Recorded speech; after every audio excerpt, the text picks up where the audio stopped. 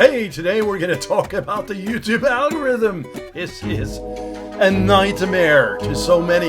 In fact, this is interesting by itself, this image over here. It's all about the nightmare of human emotions. So let's see what we're talking about here. So first of all, we know this. Humans are emotional beings, emotional creatures. We're crazy, man, but we're also beautiful. Now, what does this have to do with the YouTube algorithm, guys and gals? Well, we know that in a perfect world, your holistic ecosystem, it may look like something like this. So this is where you're at the center and you're dealing with relationships, physical health, career, passion, self-esteem, etc., etc. All of this is you, right? Now, I'm not going to go deep on this. Just suffice it to say, everything that you've experienced and seen and been inbred from birth affects this. And what's interesting about this is we in the business talk about this idea of people act on emotion. They purchase on emotion and justify with logic, right? So which one are you? Well, guaranteed you're emotional because that's what we are all about. So, on this note, sorry, the algorithms, however, are they smart enough, and YouTube in specific, to actually decipher human emotions? Well, maybe, maybe not. Here's what I know. Here's what I know from basically looking at the algorithm from Google's stance. So we know that it's a complex formula. That's the understatement of the decade. But if we look at user viewing history, user interaction, the quality of those videos, the relevancy, the metadata, that would be the title, descriptions, tagging, all of that, and video popularity, we are starting to get somewhere. In fact, you could go way deep on this and you could look at white papers and studies done by third party, including Google itself and scholars within that ecosystem.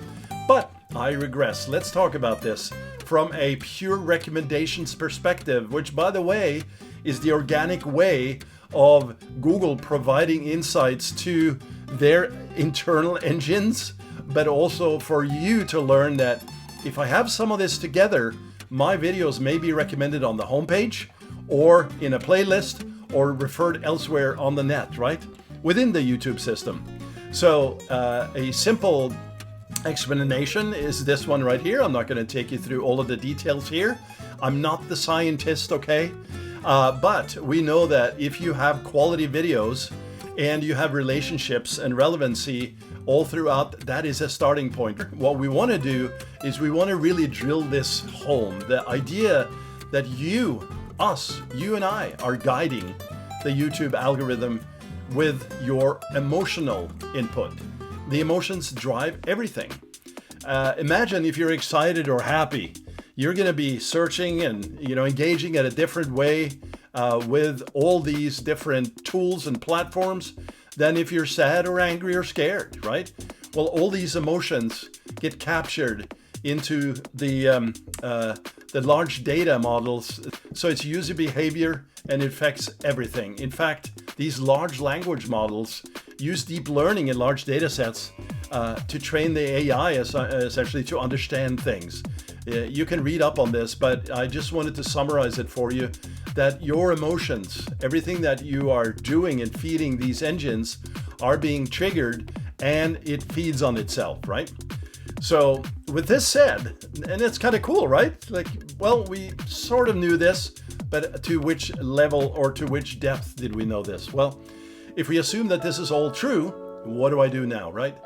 Well, any video should have a big hook at the very beginning. In fact, not moving away from thumbnails, but having a big hook that mirrors kind of the thumbnail thinking is a good thing to get that attention in the first 3 to 5 seconds. That's the baseline, right? And that's going to affect, depending on the quality of the video, of course, the click-through rate, which means you get better retention, hopefully, and as an aggregate, the watch time increases. All of these things matter. But ultimately, from sort of following the flow and the bliss of nature, the simple 4 is really centered around topic and timing. So if you have a hot topic and it's timed correctly, that could be a growth spurt right there, and then couple that with a strong title. Doesn't have to always be keyword driven in that context, you know, maybe emotionally triggered there. Like basically we talk about clickbait, right? So that would be the title, and a strong thumbnail. That still matters, and it matters also for you know, playlist and referrals, which are basically the recommendation engine, and so people will see a thumbnail and they'll react accordingly.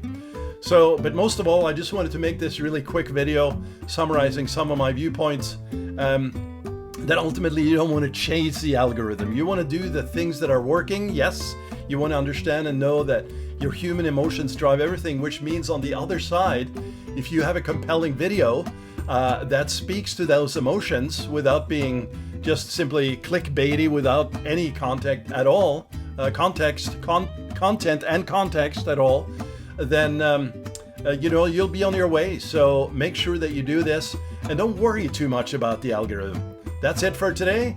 Jan out. Make sure you click and subscribe. I talk a lot more about marketing and how you can build out these ecosystems, because search actually matters in this play as well, where I talk about link building strategies that really can help elevate some of these videos and channels as well.